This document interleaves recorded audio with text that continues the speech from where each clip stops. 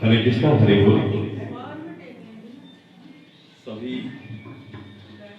सभी हेलो, सभी आगंतुकों से अनुरोध है कि कृपया अपना मोबाइल साइलेंट पे रखें और कथा का पूरा आनंद लें और इस प्रकार से बातचीत करें कि कथा के बीच में व्यवधान उत्पन्न ना हो। बहुत बहुत धन्यवाद।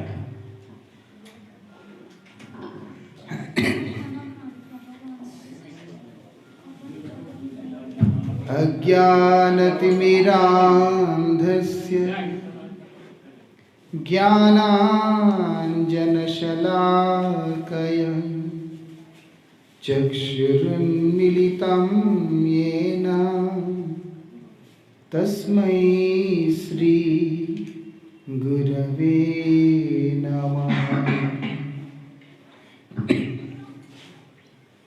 पतित पावन परम करुणामय परमाराध्यतम श्रील गुरुदेव नित्य लीला प्रविष्टो विष्णुपाद परमहंस परिव्राजकाचार्य अष्टोत्तर शतश्री श्रीमद श्रील भक्ति वल्लभ तीर्थ गोस्वामी महाराज जी के अभय चरण में असंख्य कोटि साष्टांग दंडवत प्रणाम करते हुए उनकी अहेतु की कृपा प्रार्थना करता।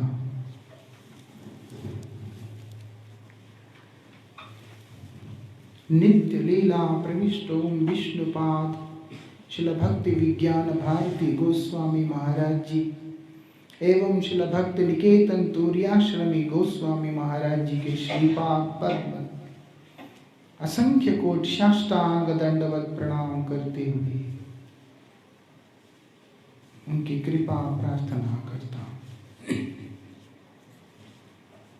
आप सभी जबलपुर वासी जो बंधु हैं, उनमें से जितने भी वरिष्ठ वर्ग के हैं, उन सबको मेरा प्रणाम है। और जो मेरे समवयस्क हैं अथवा मेरे से जो छोटे हैं, उन सबको मेरा स्नेह है। हमारे जीवन में जो भी घटता है भगवान की कृपा से ही घटित होता है। उनके कृपा के बिना कुछ भी नहीं हो सकता। ये बात हर एक व्यक्ति को समझ में नहीं आता। कारण क्या है? वो बद्ध जीव है। बद्ध अवस्था में होने के कारण उसको यह बात समझ में नहीं आता है।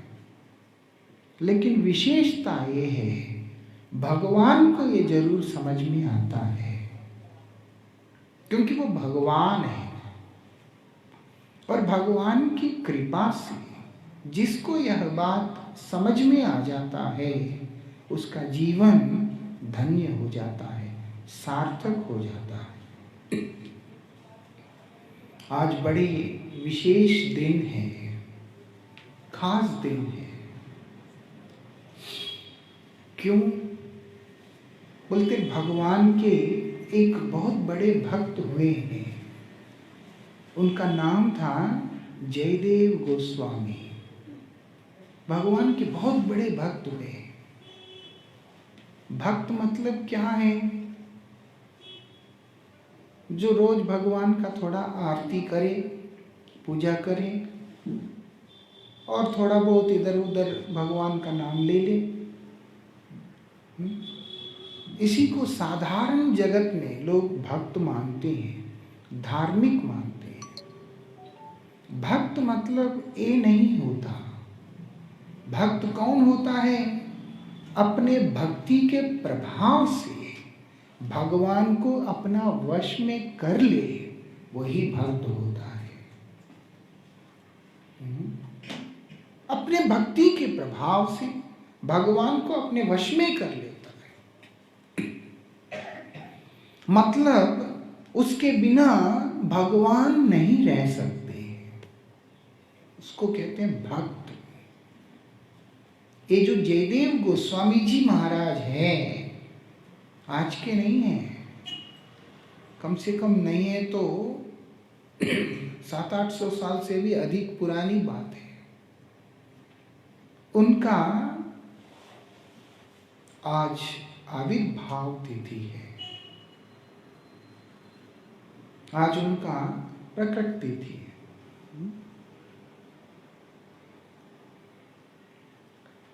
आज के दिन आविर्भाव होना मतलब क्या है? इस संसार में आना। संसार में बहुत लोग आते हैं, लेकिन महिमा किसका होता है? जिसने अपने जीवन को सार्थक किया है, धन्य किया। धन्य कौन करता है? शास्त्र बता रहे हैं, एतावत जन्म साफल्यम देहिनाम इह देहसु। आज उनका तिरोभाव तिथि है, आविर्भाव नहीं, क्षमा कीजिएगा। आविर्भाव मतलब अवतरण है, तिरोभाव मतलब संसार को छोड़ के जाना। थोड़ा इसका आवाज ऊंचा हो सकता है?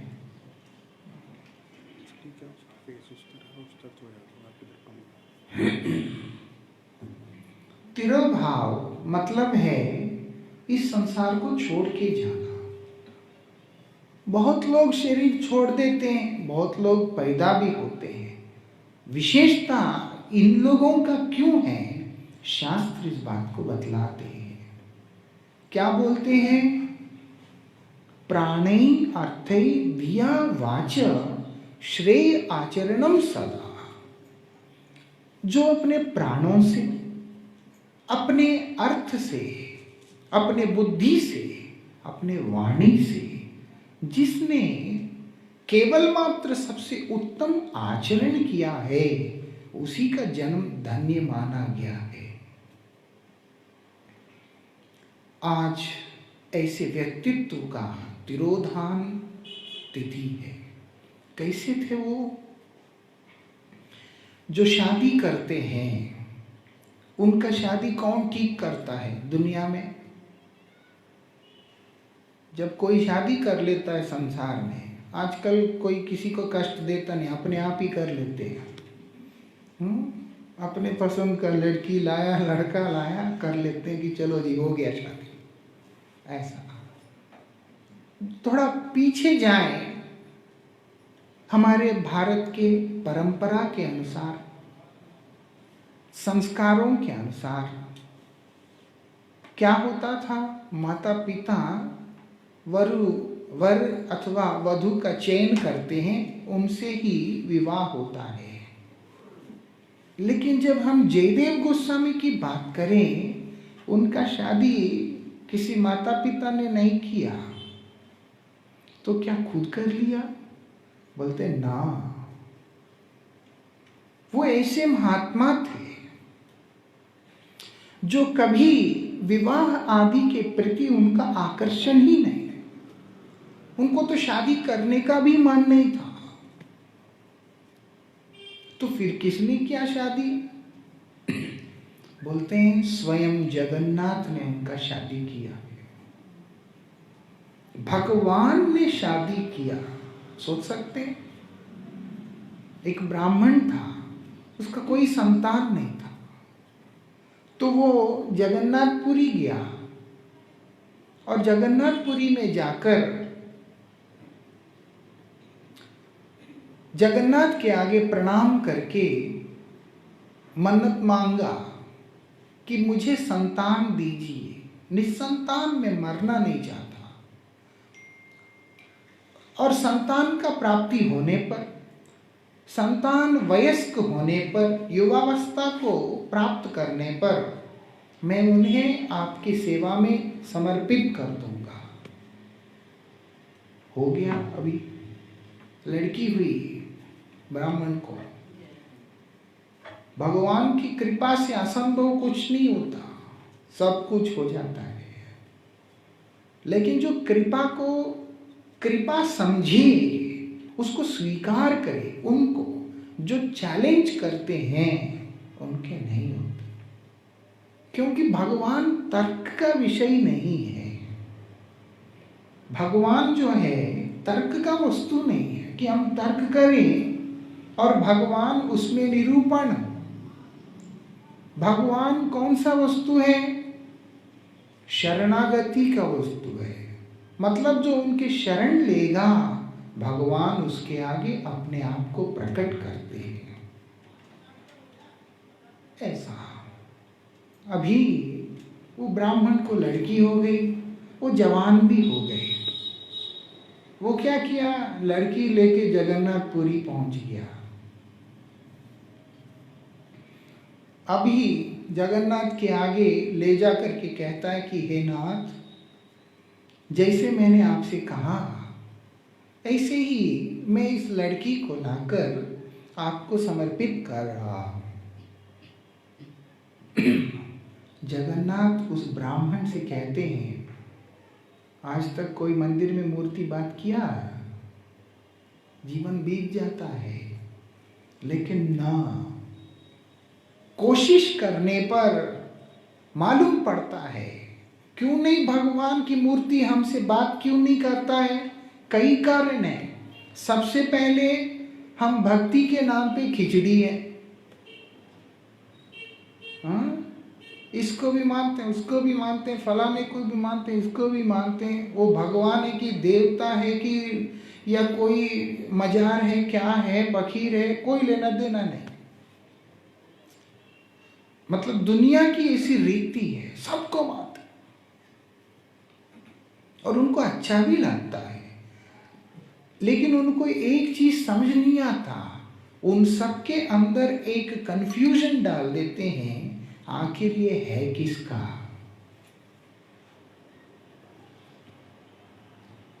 है ना, एक कंफ्यूजन होता है कि आखिर ये किसका है। इसकी जो वफादारी है, जैसे कुत्ता होता है जो एक बिस्किट जो डाल देता है, उसके अंदर वफादारी है कि नहीं ये मेरा मालिक है, वो इंतजार करेगा उसका, देर हो चाहे कुछ हो, क्योंकि ये मेरा मालिक है, उसके मन में आ गया। लेकिन इंसान की वृत्ति अलग प्रकार से होता है, उसको समझ में आता नहीं कि मैं किसका हूं। उसको भी कंफ्यूजन है और जिनके पास जाता है उनको भी कंफ्यूज करता है। किसी मान लो एक देवता के पास गया, हम नाम नहीं लेगा, किसी भी देवता के पास उनका सेवा पूजा करता है। जब तक देवता के मन में आए कि ये मेरा है, मेरा भक्त है, इतने में मुंह दूसरी तरफ घुमा लेते हैं और फिर उधर शुरू करते हैं। गोस्वामी तुलसीदास जी महाराज ने ऐसे ही नहीं कहा, स्वार्थ लागी करई सब प्रीति।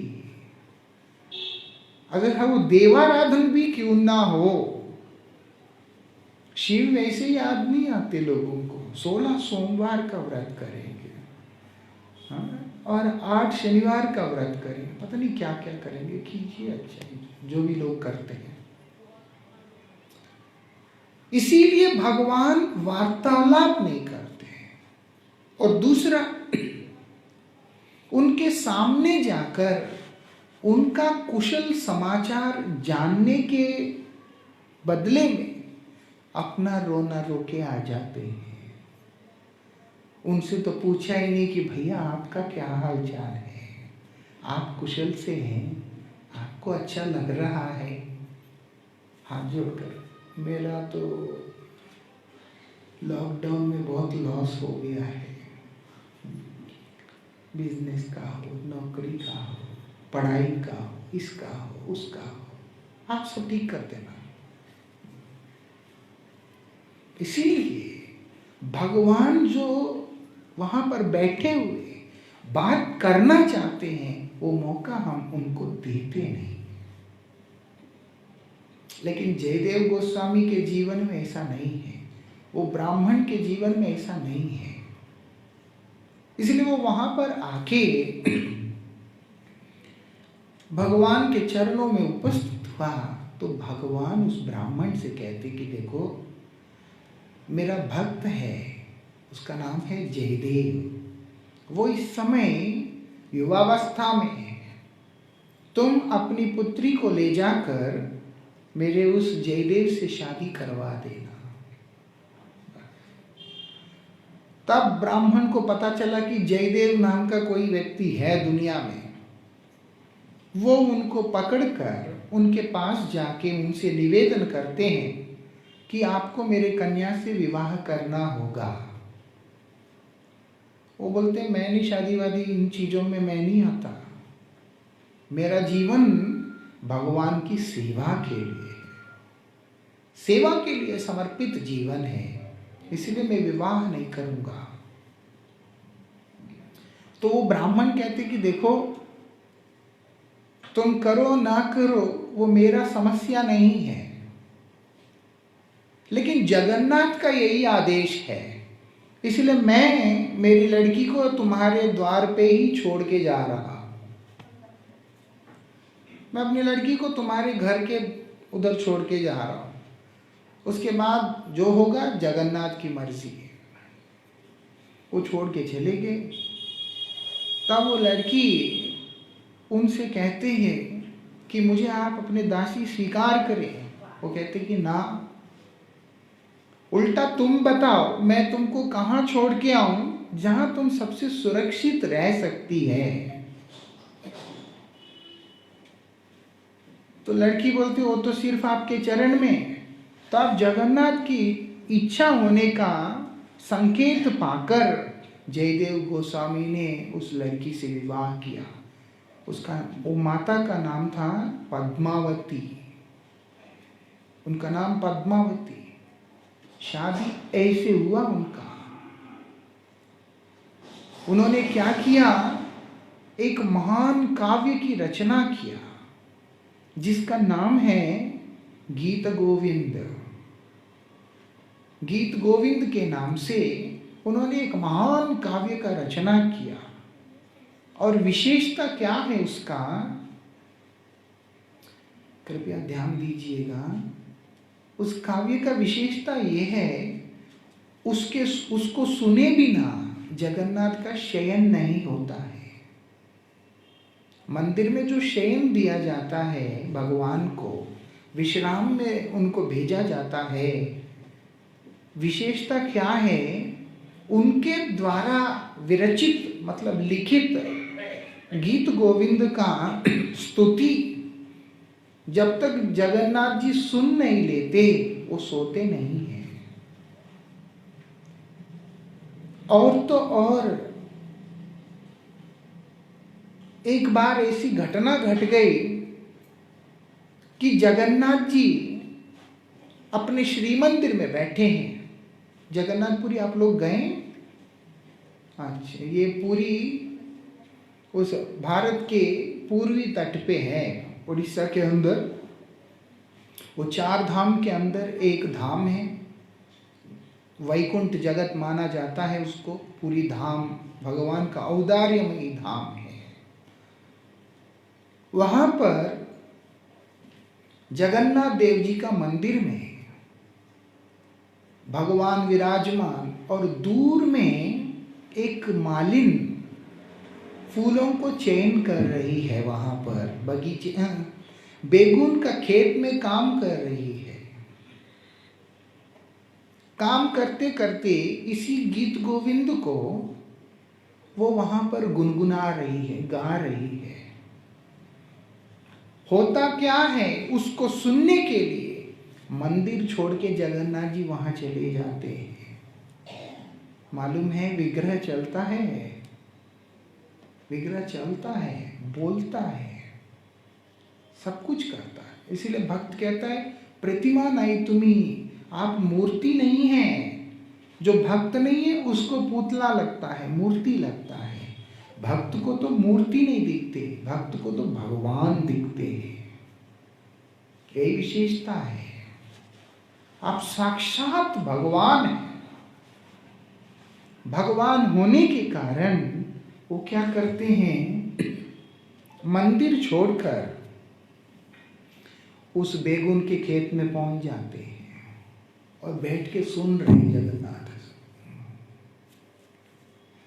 अब हुआ क्या, भोग का समय हो गया। भोग मालूम है ना, ठाकुर जी को भोग लगाया जाता है। अक्सर लोग बोलते प्रसाद चढ़ाना, वो प्रसाद चढ़ाते नहीं है, प्रसाद उतरता है। भोग चढ़ाते हैं, वो प्रसाद उतरता है।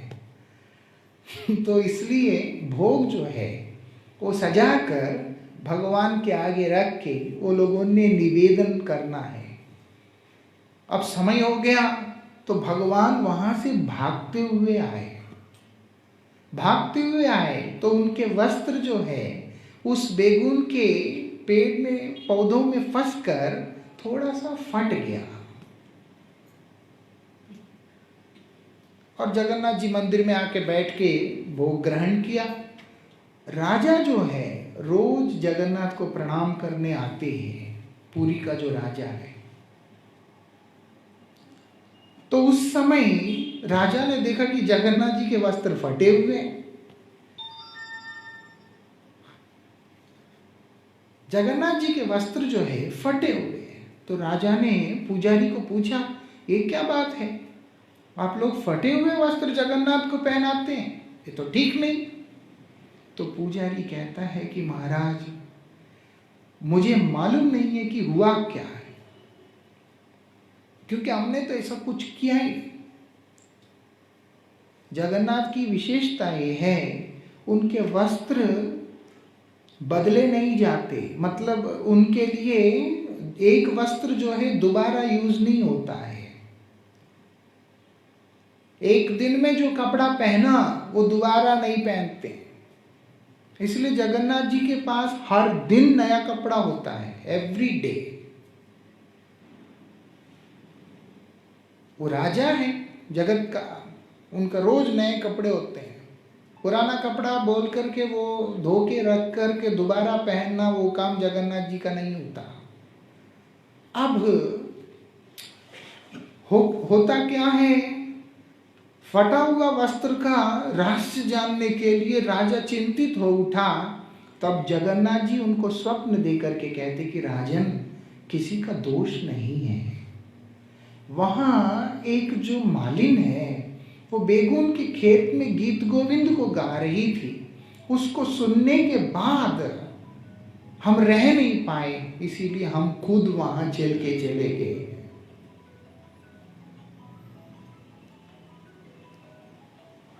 मालिन की भक्ति और उसके बाद मुख्य रूप से गीत गोविंद जो महाकाव्य है, जो कि जयदेव गोस्वामी ने लिखा, उसको सुन के इतना आनंद में विभोर हो उठे जगन्नाथ, वहां पे चले गए। तब से क्या हुआ, नियम बनाया, पहले तो पालकी भेजकर उसी मालिन को बुलाया कि जगन्नाथ रोज ऐसे जाएंगे, ना जाने कितने कपड़े फटा करके आएंगे। इसलिए बोलते हैं आपको जाने की जरूरत नहीं है। उसी माता को पालकी में लेके आए और वहीं पर उनको रोज इस सेवा में लगाया। आज भी वहाँ के पुजारी लोग उस गीत गोविंद को गा गा कर जगन्नाथ को सुलाते हैं। गीत गोविंद की ऐसी महान विशेषता है। इतना ही नहीं, जगन्नाथ जी एक कपड़ा एक ही बार पहनते हैं, लेकिन उनका जो नाइट ड्रेस है, रात को सोने से पहले पहनने वाला जो वस्त्र होता है, वो कम से कम 6-6 महीना पहनते हैं एक ही कपड़े को। ऐसी क्या विशेषता है उस कपड़े में?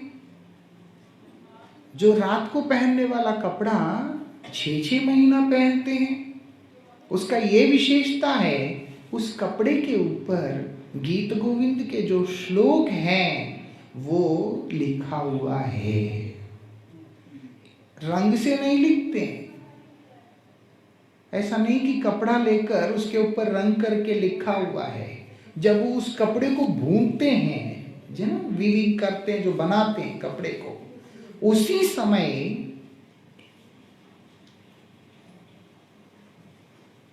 जो उस कपड़े को बनाते हैं, उसी समय उन धागों से वो क्या करते हैं, श्लोकों को उसके ऊपर बनाते हैं। जितने भी वस्त्र वो पहनते हैं उसमें ये श्लोक लिखे हुए होते हैं।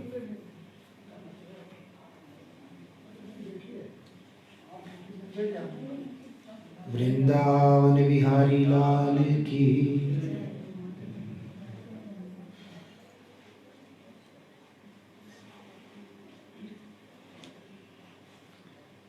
है ना, वो कपड़ा उसको भूनते हैं, जब बनाते हैं, रेशम का वस्त्र होता है, उसको बनाने में लगभग 50,000 रुपए के आसपास लगते हैं आज की डेट में। इतना मेहनत भी लगता है, सब लगता है। विशेषता ये है उसमें गीत गोविंद के श्लोक लिखे हुए होते हैं, उसको ही ओढ़ करके सोते हैं। इतना प्रेम जगन्नाथ जी का जयदेव गोस्वामी के प्रति है कि मेरे भक्त के मुख से निकली हुई वाणी है। जयदेव गोस्वामी जो लिखते हैं वो कल्पना नहीं होता, वो वास्तव होता है।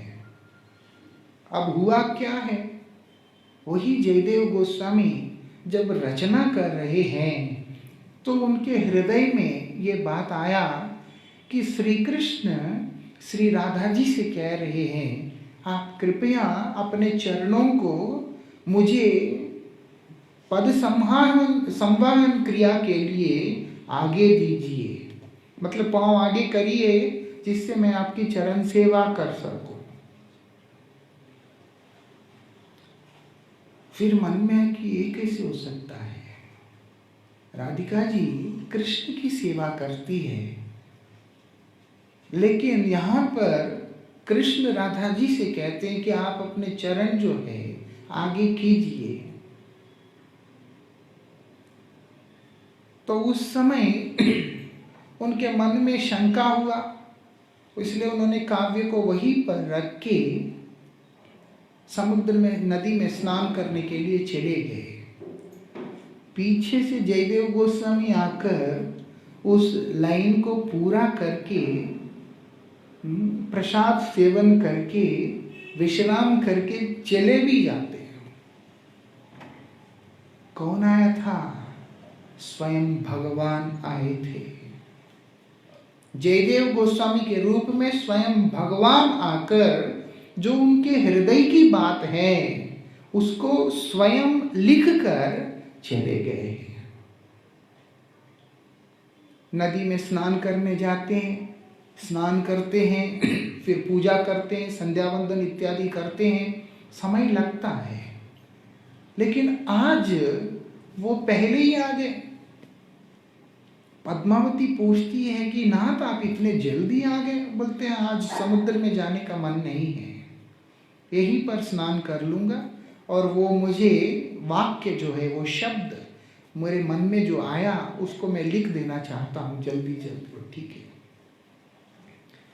जल आदि का व्यवस्था किया गया और वो अंदर जाके जो लिखना था उसको पूरा करके आ जाते हैं। स्नान करके संध्या वंदन इत्यादि करके प्रसाद भी ग्रहण करके चले भी जाते हैं। अब पद्मावती माता का नियम है, जब तक पति नहीं भोजन करते हैं, पहले ये नियम हुआ करता था, माताएं पहले करती थी इस चीज को। पति के भोजन करने के बाद उनके जो अवशेष जो रह जाता है उसी में माता का भोजन भी होता था। अब पद्मावती वहां पर बैठ के भोजन कर रही है। उसी समय जयदेव गोस्वामी लौट करके आते हैं और देखते हैं, ये तो बड़ी आश्चर्य की बात है, ऐसा तो कभी करती नहीं है, ऐसा तो कभी करती नहीं है। पूछते हैं हास्य करते हुए, पद्मा क्या भूख लगा है आज? वो कहती है कि भूख नहीं स्वामी, आप तो आकर प्रसाद ग्रहण किया है इसीलिए तो मैं खा रही हूँ। बोलते नहीं तो? बोलते हाँ, आपने कहा था वो जो लेखनी है मैं भूल ना जाऊं, पहले उसको पूरा करूं, बोल करके आप आए, लिखा भी और उसके बाद प्रसाद भी ग्रहण किया करके गए हैं। दौड़ के अंदर जाके उस पोथी को खोल के देखते हैं जो उनके हृदय में जो शब्द था भगवान के द्वारा वहां पर अंकित हो गया है। ऐसे भक्त हैं जयदेव गोस्वामी। वो आकर वहां पर उस पत्ते में से उठा के भोजन कर रहे हैं, रो रहे हैं। पद्मावती बोलती है कि नाथ आप क्या कर रहे हैं, मुझे तो इससे मेरा अमंगल होगा। बोलते अमंगल नहीं होगा, तुम्हारा तो परम सौभाग्य उदय हो गया है कि तुमको भगवान का साक्षात सेवा करने का अवसर प्राप्त हो गया है। ऐसा किस प्रकार से जयदेव गोस्वामी और मां पद्मावती का संबंध था वो बड़ा अद्भुत है। सिर्फ महारानी ने ये संदेश भेजा जयदेव गोस्वामी के पत्नी को, ये बोलकर कि आपके पति अब नहीं रहे। इतना शब्द सुनना था, वो माता का शरीर छूट गया। इतना सुनना था, उनका शरीर छूट गया। अब वो लोग डर गए कि ये क्या हो गया, अनर्थ हो गया, ये तो अनर्थ हो गया। क्या अनर्थ हो गया कि हमारे झूठ के कारण वो माता का प्राण चला गया। ब्राह्मणी है। सब भयभीत हो रहे थे। जयदेव गोस्वामी जैसे ही वहां पर आके उनको स्पर्श करके आवाज देते हैं, उसी समय उठ के खड़ी होती है। ऐसा उनका संबंध इस प्रकार से, कोई साधारण व्यक्ति नहीं थे, भगवान के अतिशय प्रिय। उनको विग्रह मिलता है राधा माधव जी का। जयदेव गोस्वामी के जो ठाकुर हैं उनका नाम है श्री राधा माधव, जो वृंदावन में भी विराजमान है और जयपुर में भी विराजमान है।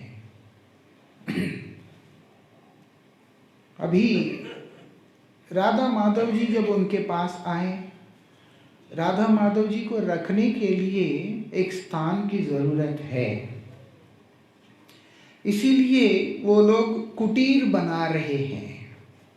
घर संसार का लोग अपने लिए बनाते हैं,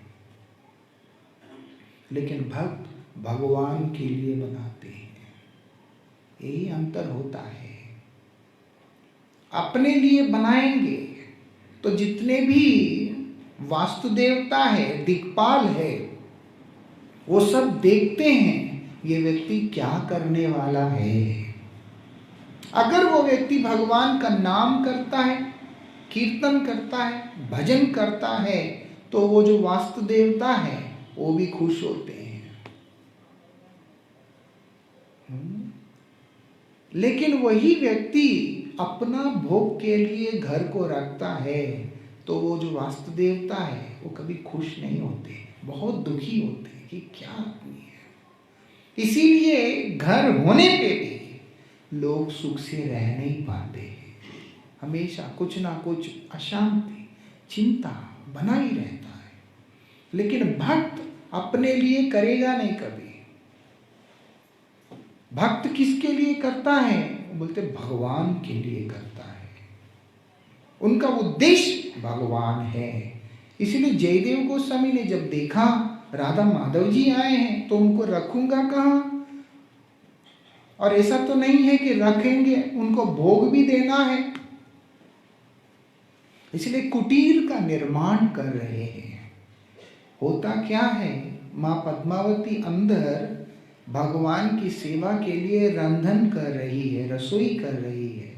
बाहर जयदेव गोस्वामी अकेले वो जो छत पे डालने वाला घास फूस नीचे से उठाते हैं, फिर ऊपर डालते हैं, फिर बांधते हैं, फिर नीचे आते हैं, फिर करते हैं। भगवान से देखा नहीं गया, भगवान से देखा नहीं गया। क्या किया उन्होंने? पद्मावती का रूप लेकर बाहर आके बोलते हैं मैं पकड़ा देती हूँ, आप ऊपर बांध दीजिएगा। बोले ठीक है, काम हो गया? बोलते हाँ हो गया। फिर नीचे से पकड़ाए जा रहे हैं, और जयदेव गोस्वामी ऊपर बैठे बैठे उसको बांध रहे हैं। सब काम होने के बाद नीचे उतरकर जब लौटते हैं, पद्मावती को धन्यवाद देते हैं। बोलते, पद्मा, तुम आके सहायता करने के कारण शीघ्रता से कार्य संपन्न हो गया। वो कहती कि नाथ, मैं तो आई नहीं, मैं तो सेवा में थी, बाहर आने का समय मिला नहीं, मुझे समय नहीं मिला। दौड़ के मंदिर में जाते हैं, आश्चर्य के साथ देखते हैं राधा माधव जी के विग्रह के ऊपर घास फूस सब गिरा हुआ है। जब वो आके काम करते हैं, सब कुछ करते हैं, तो वो घास झाड़ नहीं सकते। वो इशारा दे रहे हैं, तुम्हारे लिए मैं आया था, मैं जो था तुम्हारे लिए आया था, ताकि तुम्हें कष्ट ना हो, तुमको आराम हो, जल्दी तुम्हारा कार्य हो, उसके लिए मैं आया था। ये विशेषता है। जयदेव गोस्वामी जाकर देख के रो पड़ते हैं कि ये क्या है, हमारे कारण आपको कष्ट हुआ आज। ऐसे भक्त हैं श्री जयदेव गोस्वामी। आज उनका तिरुभाव तिथि है। वो क्या करते थे, पश्चिम बंगाल के अंदर चंपहाटी नाम का एक स्थान है, नवद्वीप धाम में। उस धाम के अंदर वो जो चंपा फूल का बागान है, वहाँ पर कुटीर बना करके गंगा जी के तट पे वास किया करते थे, क्योंकि वहाँ थोड़ा एकांत था। राजा ने उनको क्या बनाया, उन्होंने अपना जो सभा का महान, वो जो गायक होते हैं ना, ऐसे उस पद पे, विद्वान के पद पे उन्होंने अलंकृत किया था। लेकिन एक शर्त पे रहते थे कि वहां उनको कोई डिस्टर्ब ना करे। इसलिए उन्होंने बोला कि आप चिंता ना करें, आप उस बागान में जा कर के रहें। वहां वो ठाकुर जी के लिए, भगवान के लिए रोज चंपा फूलों का हार बना करके पहनाया करते थे। एक समय जीवन निर्वाह के लिए जो आवश्यक द्रव्य हैं, उनको प्राप्त करने के लिए जब भिक्षा के लिए निकले, कुछ डाकू लोगों ने उनके हाथ और पांव काट के कुआं में फेंक दिया। कितने सीधे हैं, कितने सरल, कितने महान महात्मा हैं, उनको उन्होंने कुएं में फेंक दिया, हाथ पांव काट के। अब क्या हुआ, वो रो नहीं रहे, उस कुएं में बैठकर इसी गीत गोविंद को गान कर रहे हैं, उसी को गा रहे हैं, भगवान को पुकार रहे हैं कि प्रभु आपकी यही दया है तो मुझे ये भी मंजूर है। अभी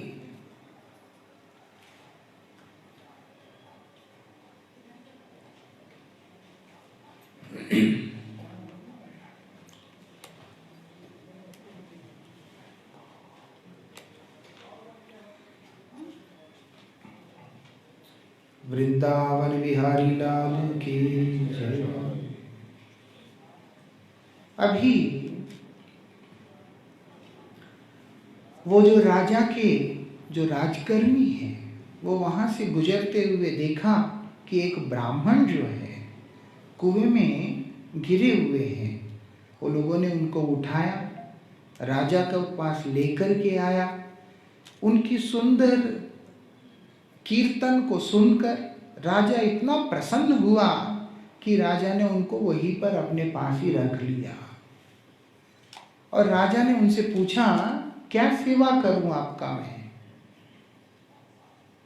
क्योंकि इतना सुंदर भाव, ऐसे परम वैष्णव भक्त हैं, तो राजा उनसे पूछता है कि आपका मैं क्या सेवा करूं?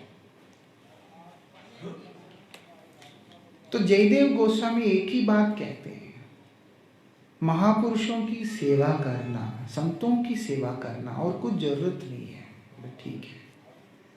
अब राजा उदार होकर संत समाज का सेवा करने लगा।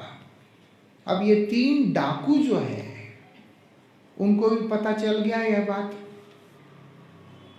वो लोगों ने सोचा लूटपाट क्यों कर, राजा के पास जाएंगे, जो चाहेंगे वो दे देगा, हमारा जीवन जो है वो सेटल हो जाएगा। बहुत अच्छा वो लोगों ने वो लगाया। तो उन्होंने क्या किया, साधु का वेश बनाकर वहां पर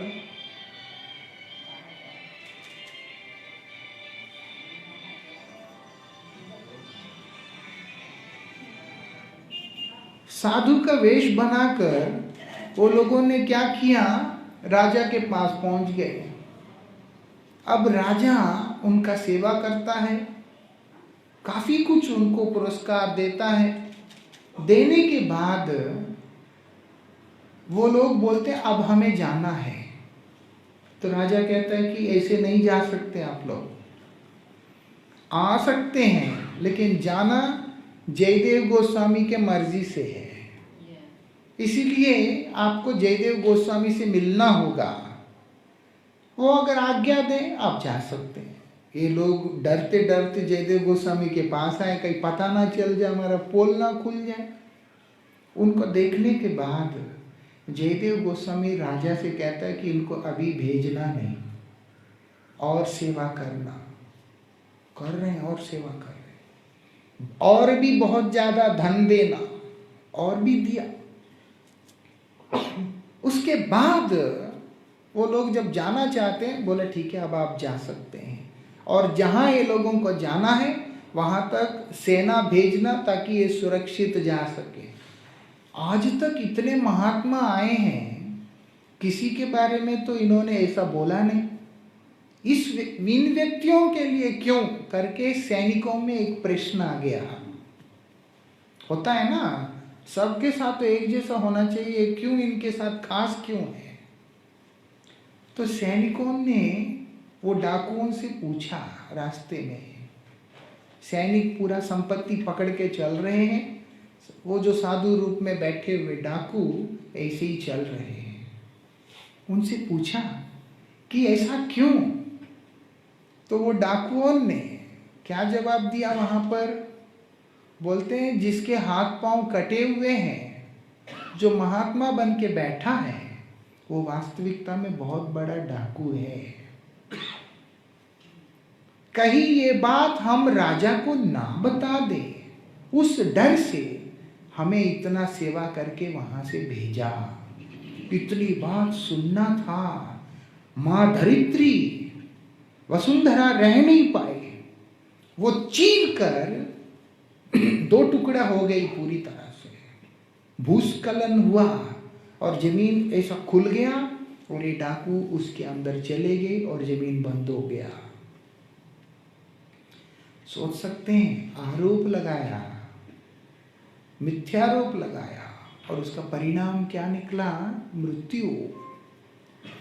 इसलिए महापुरुषों की अवहेलना कभी भी नहीं करना चाहिए। ना अवमन्यते करीचित, कभी भी गलती से भी, भूल से भी किसी भी सत्पुरुष का अपमान ना हो हमसे। कुछ भी हो चलेगा, लेकिन ये होने से हम कहीं का भी नहीं बचेंगे। ये विशेषता है जो हमें समझना होगा। जयदेव गोस्वामी का निंदा किया, जमीन फटा और वो लोग अंदर चले गए, सजीव समाधि हो गया उनका। माता ने अपने गोद में उनको ले लिया कि ये तुम्हारा और जीने का अधिकार नहीं। जब वो सारी संपत्ति को वापस लेके राजा के पास आते हैं, राजा उनको देख के कहता है तुम लोग संपत्ति वापस ले आए, संतों का संपत्ति है ये, हमने तो दान किया, उनको सेवा की। वो लोग बोलते हैं राजन आप नाराज ना होइए, बात सुन लीजिए। बोले क्या है, ऐसा ऐसा ऐसा ऐसा हुआ था। बोलते हैं हाँ, इतनी आश्चर्य की बात। बोलते हैं हाँ, जयदेव गोस्वामी के पास जाके उन्हें प्रणाम करके जब उनसे पूछते हैं, तब उन्होंने सत्य घटना सुनाया। जैसे ही सत्य घटना प्रकाशित हुआ, जयदेव गोस्वामी के हाथ पांव पुनः निकल के आ गए थे। ऐसी विशेषता थी। ऐसे भगवान के महान भक्त शिरोमणि है। भक्त कौन होता है? बोलते निष्किंचन होगा, उसके अंदर किसी वस्तु के प्रति किसी भी प्रकार का लोभ नहीं होता है, चाहत नहीं होता। कुछ नहीं चाहता? बोलते नहीं, चाहता है। क्या चाहता है? और बोलते भगवान श्रीहरि के चरण कमलों का जो अमृत है उसी को निरंतर पान करना चाहता है। जिस प्रकार से एक भ्रमर फूलों के अंदर स्थित उस अमृत को, उस मकरंद को लेता है, उसी प्रकार से भक्त भी भगवान के चरणों का जो उस मकरंद है उसी को लेता है। और बस इतना ही। और बोलते नहीं, मेरा जो कथा, मेरा जो चर्चा, मेरा जो महिमा, इसी का कीर्तन में अपने आप को तल्लीन कर लेता है। उसका उत्साह, उसका रुचि दुनिया की चीजों में नहीं होता है। तेरे घर में क्या हो रहा है? बहू आई है, काम करती है, बेटा क्या करता है, आजकल कुछ परेशानी तो हो रहा होगा, पड़ोसी ठीक नहीं है। इस तरह की चीजें भक्तों के जीवन में नहीं होते। वो लोगों के जीवन में ये सब नहीं होते। वो लोगों के अंदर क्या होता है? बोलते भगवान होते हैं। इसीलिए भगवान भी इस बात की घोषणा करते हैं, जिसके जीवन में मैं ही हूं और केवल मैं ही हूं, उसके जीवन में मेरे बिना कोई और चीज कैसे हो सकता है? मेरे बिना कोई और चीज कैसे हो सकता है? नहीं हो सकता। जिसके जीवन में मैं हूं, उसके जीवन में कुछ और नहीं हो सकता। ऐसा ये विशेषता है। इसलिए बोलते हैं उनकी तत्परता, उनका रुचि भगवान की कथा में होता है, भगवान की महिमा कीर्तन में होता है। वो भगवान के बारे में बोलते हुए कभी भी क्लांत नहीं होते, अविश्रांत भाव से भगवान का महिमा का मंडन करते ही रहते हैं। जयदेव गोस्वामी ऐसे श्रेणी के भक्तों में से मालूम है, ऐसी विशेषता है। भक्त है तो भगवान है, क्योंकि उसका भक्ति ही भगवान को आकर्षित करती है। नहीं है तो नहीं है। इसलिए दुनिया का व्यक्ति भगवान की उपस्थिति को विश्वास कर नहीं पाता। जैसे मैंने आरंभ में ही इस बात को बताया था, क्योंकि खिचड़ी होने के कारण वो लोग उसको स्वीकार नहीं कर पाते, भगवान के अस्तित्व को अनुभव नहीं कर पाते। ये विडंबना है। लेकिन भक्त ऐसे होते नहीं, भगवान के अतिशय प्रिय होते हैं, इतना प्रिय होते हैं भगवान के, जिसकी हम लोग कल्पना भी नहीं कर सकते। कितना प्रिय होते हैं मालूम है? एक राक्षस हुआ था, उसका नाम था बलि। सुना? नाम सुना? बलि महाराज। वो बलि महाराज के ऊपर जब भगवान ने कृपा किया, वृंदावन बिहारी लाल की,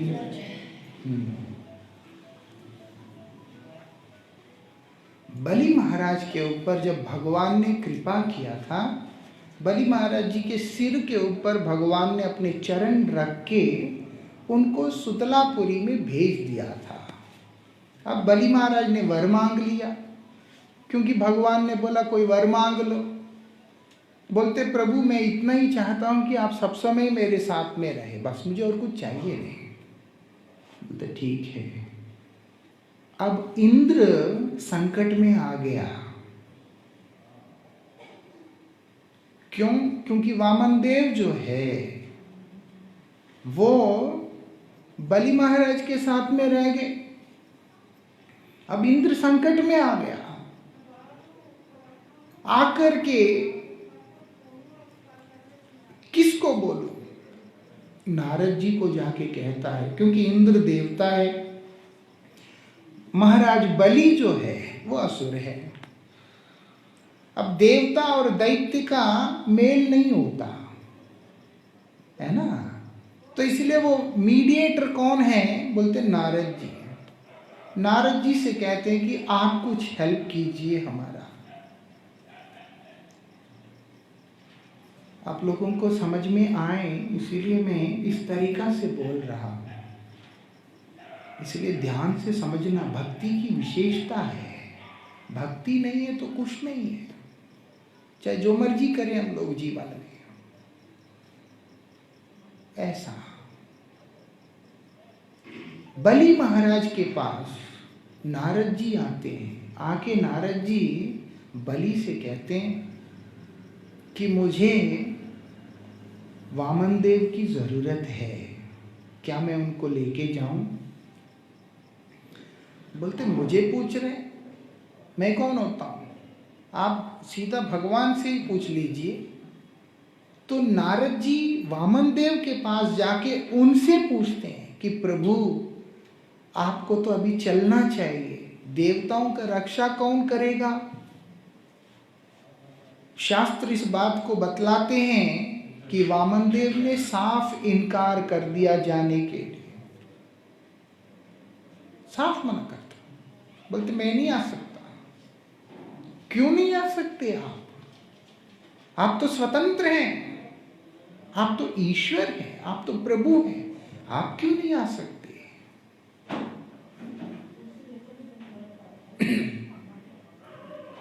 बोलते मैं इसलिए नहीं आ सकता क्योंकि मैं बलि के अधीन हूं, मैं बलि महाराज के अधीन।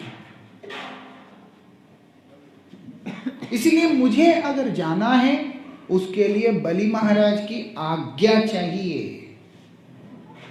तब नारद गोस्वामी जाकर फिर बलि महाराज से निवेदन करते हैं कि आपको आज्ञा देना होगा।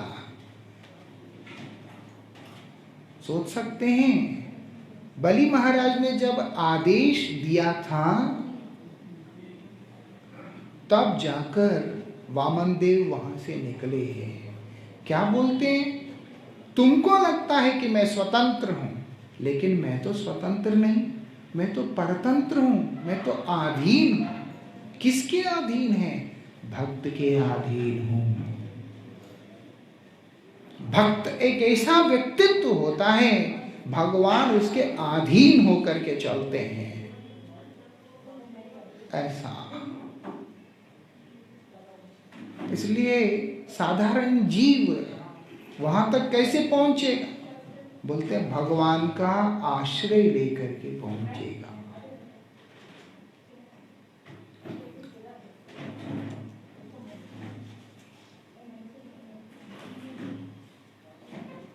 खुद भगवान ही बोल रहे हैं, जिस प्रकार से शिखंडी को आगे रखने से तुम मुझे पराजित कर सकते हो, ऐसे पितामह भीष्म ने अर्जुन को बतलाया था।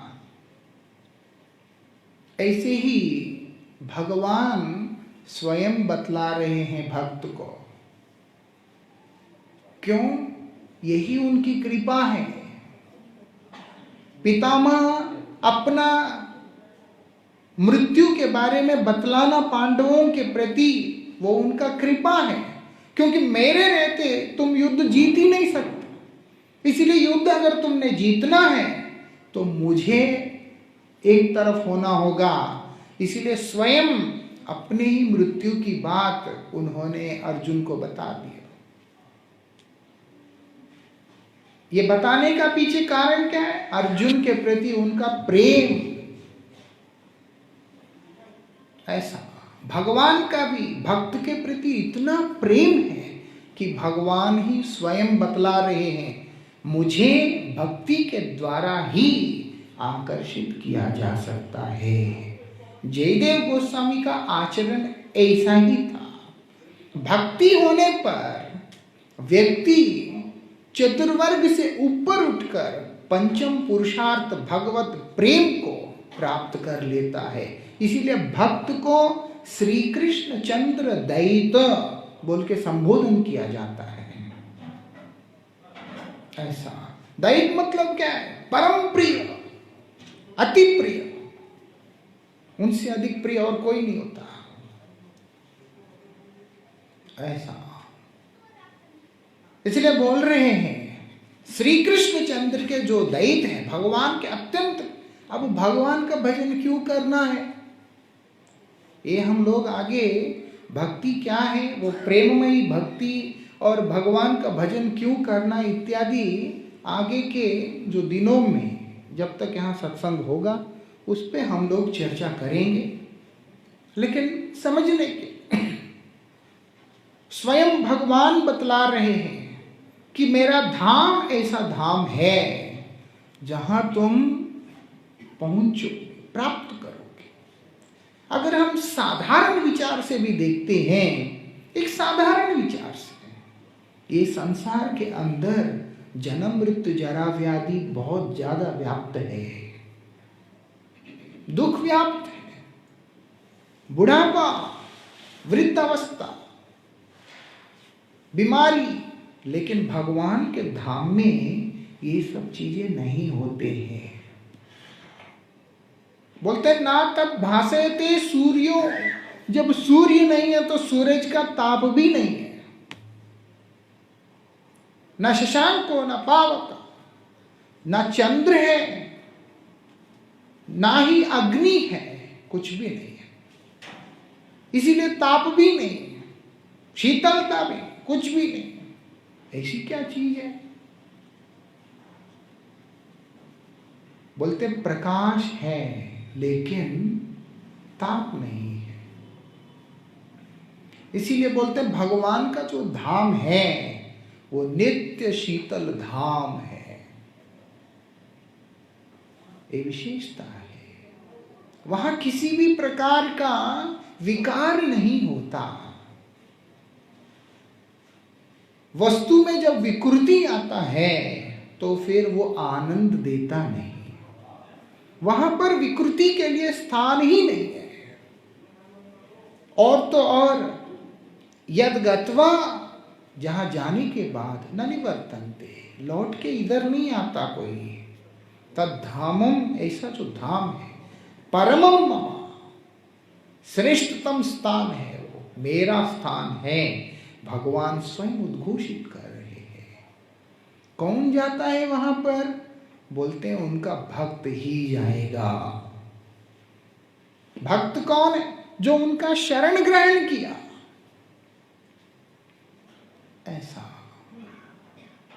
ऐसे भक्त हैं श्री जयदेव गोस्वामी। उनका आज तिरोभाव तिथि है, संसार छोड़ के जाने का दिन है। आदमी के रूप में जन्म हो तो कम से कम उस शरीर का यही लाभ लेना चाहिए कि वो अपना जीवन सही रास्ते पे लगाए। वैसे वास्तविकता में मानव जीवन जो है एक जंक्शन है। इसमें व्यक्ति अपने कर्मों के द्वारा ऊर्ध्व गति भी प्राप्त कर सकता है, अधोगति भी प्राप्त कर सकता है। पशु नहीं कर सकते। अब आप कुत्ते को बोलोगे कि तुम साधना करो, वो नहीं कर सकता है। बिल्ली को बोलोगे नहीं कर सकता है। कोई और मुर्गे को बोलो, बकरी को बोलोगे कि लोग तुम्हें काटने वाले हैं, हरे कृष्ण बोलो, वो नहीं बोल सकता है ना। सिर्फ आदमी ही, मतलब इंसान, मनुष्य जो है वही अपने भविष्य का निर्णय कर सकता है। मनुष्य कोई साधारण योनि नहीं है। बड़ी महत्वपूर्ण योनि है। अब ये व्यक्ति इस योनि के द्वारा ऊर्ध्वगति प्राप्त करना चाहता है, अधोगति प्राप्त करना चाहता है, उसके ऊपर। अच्छा करेगा तो वो ऊपर अच्छी जगह पे जाएगा, अगर गलत करेगा तो नीचे जाएगा, पतन की तरफ जाएगा। इसीलिए शास्त्र बतलाते हैं, मनुष्य का शरीर तुमने प्राप्त किया है तो तुम्हारा एक ही धर्म होना चाहिए। वो क्या है? गोविंद के शरण में जाओ, तभी सुखी रह सकोगे। ऐसे शरण में जाओ कि गोविंद तुम्हें अपना बना ले, वो तुम्हें अपना बना ले, बोले ये मेरा है। ऐसे शरण में जाना होगा,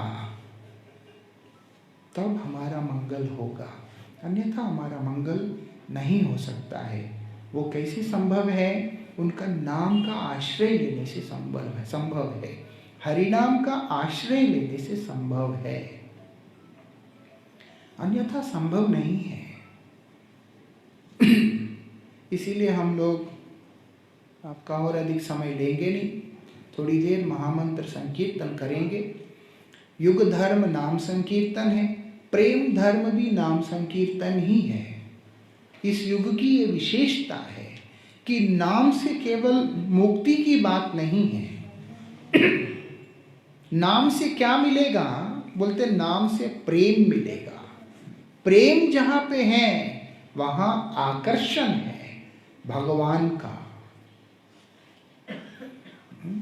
प्रेम ही तो वस्तु है जिसके लिए हम कुछ भी करते हैं इस संसार के अंदर। प्रेम नहीं है तो कोई किसी के लिए कुछ भी नहीं करता। हर क्रिया के पीछे आधार प्रेम है। प्रकृति में भी प्रेम है, और वो प्रेम हमारे देह के साथ में भी है। इसीलिए क्या होता है, इतनी सारी वायु होने के बाद भी जो शरीर को निर्वाह करने के लिए जो आवश्यक वायु है वही अंदर जाता है, अंदर रहता है, बाकी सब बाहर निकल के आ जाता है। विशेषता है। भोजन भी ऐसा ही है, हर क्रिया ऐसा ही है। पंच तत्वों में प्रेम है। ये जगत हो वो जगत हो, प्रेम के बिना तो कुछ है ही नहीं है। लेकिन हमें नहीं समझ में आता है। क्यों? क्योंकि स्वार्थ हमारा जीवन हो चुका है। ऐसा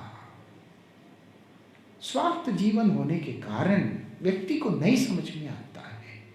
इसलिए यहां पर बोल रहे हैं भगवान से प्रेम करना है। वो कैसे संभव है? भगवान का नाम करने से संभव है। क्योंकि नाम में भगवान ने प्रेम निक्षिप्त किया। ऐसा नाम में भगवान ने प्रेम को डाला कि मेरा नाम जब तुम करोगे तब तुम्हें मेरा प्रेम प्राप्त होगा। इसीलिए क्यों? ये कलयुगी जीव है, साक्षात गोविंद सम्मुख में विराजमान होने के बाद भी वो कभी भी उनकी भगवत्ता को, उनकी कृपा को स्वीकार करने को तैयार नहीं होते। नहीं जी, बोलते शिशुपाल ने ऐसे ही तो किया। जरासंध है, वो भी जानता है, कई लोग जानते हैं। भगवान की भगवत्ता को स्वीकार करने के लिए कई लोग प्रस्तुत नहीं थे। कारण क्या है? भगवान बोलते अवजानन्ति माम मूढ़ा मानुषीम तनुमाश्रिता। मूढ़ व्यक्ति है इसलिए वो समझेगा नहीं। वो मूढ़ता जाएगा कैसे? वो बोलते उसका एक ही उपाय है, नाम का आश्रय लो। क्योंकि नाम में प्रेम डाल दिया है। जैसे एक तालाब है, वो बड़ा गंदा हो गया, अब उसको साफ कैसे करेंगे?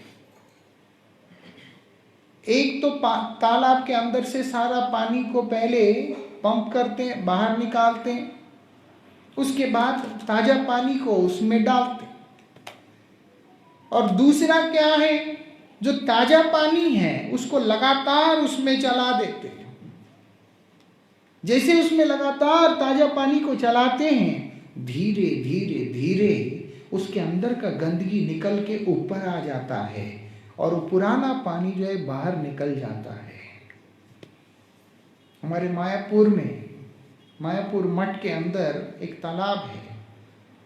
वो तालाब राधा कुंड है जो हमारे परम गुरुदेव ने प्रकट किया। उसको साफ रखने के लिए वो क्या करते हैं, पंप चला देते हैं। एक तरफ से पानी उसके अंदर जा रहा होता है प्रेशर से, और दूसरे तरफ से पानी निकल के खेतों में चला जाता है।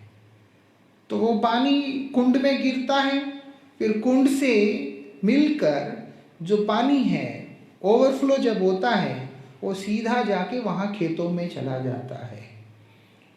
इससे क्या है, अपने आप पानी अंदर से साइकिल होते होते होते जो पुराना पानी है सब खेतों में चला गया, पता भी नहीं चलता है। ऐसा अंदर भी ऐसा ही गंदगी जो भर गया,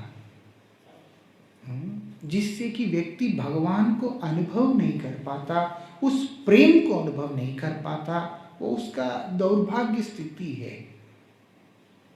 उससे हम बाहर निकलें, ऐसे कृपा भगवान ने स्वयं किया है। कैसे किया? नाम के माध्यम से किया। आप देख सकते हैं, हमने चित्र भी बनाया, चैतन्य महाप्रभु किस प्रकार से जागृत अवस्था में समाधि लीला को प्रकट कर रहे हैं। लोगों को समाधि में बैठना है तो आंख बंद करो, ऐसा बैठो, बहुत कुछ करना पड़ता है, लेकिन प्रेम की ऐसी अवस्था है कि व्यक्ति जागृत अवस्था में रहते हुए भी समाधिस्थ होकर के रहता है। मतलब अपने प्रीतम के अतिरिक्त कोई अन्य वस्तु का ज्ञान नहीं होता है। ऐसे हैं महाप्रभु की वही लीला वहाँ पर दिख रहा है। और वो नीचे हमारे परमाराध्य गुरुदेव हैं जो इधर भी है ऊपर में, अगर ठीक से दिख रहे हो तो, जगत गुरु ओम विष्णुपाद श्री भक्ति वल्लभ तीर्थ गोस्वामी महाराज जी हैं। वो भी, उनका जीवन में भी हम लोगों ने ऐसा ही देखा। आप चित्र देख सकते हैं, गुरुदेव भाव विभोर होकर के भगवान का दिव्य नाम का उच्चारण करते हैं। वो प्रेममयी नाम का उच्चारण है। जो कोई भी ऐसे भगवान का नाम को उच्चारण करता है वो भगवान के अस्तित्व को अनुभव कर पाता है। जिसके जीवन में भगवान है, अनंत ब्रह्मांडों के नायक परात्पर परतम तत्व, उसको और किस चीज का अभाव हो सकता है। आज जयदेव गोस्वामी का तिथि है। ऐसे शुद्ध भक्त है, महान वैष्णव है, ऐसे भक्तों का कृपा हमारे जीवन में हो और हमारे जीवन में भगवान के प्रति प्रेममयी भक्ति का उदय हो। यही एक प्रार्थना हम लोग करते हुए आज की इस कथा को विश्राम देते हैं। अभी हम लोग संकीर्तन करेंगे, उसके बाद विश्राम।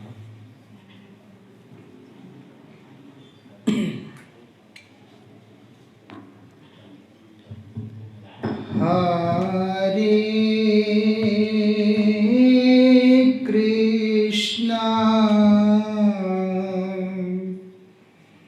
हरे कृष्णा कृष्णा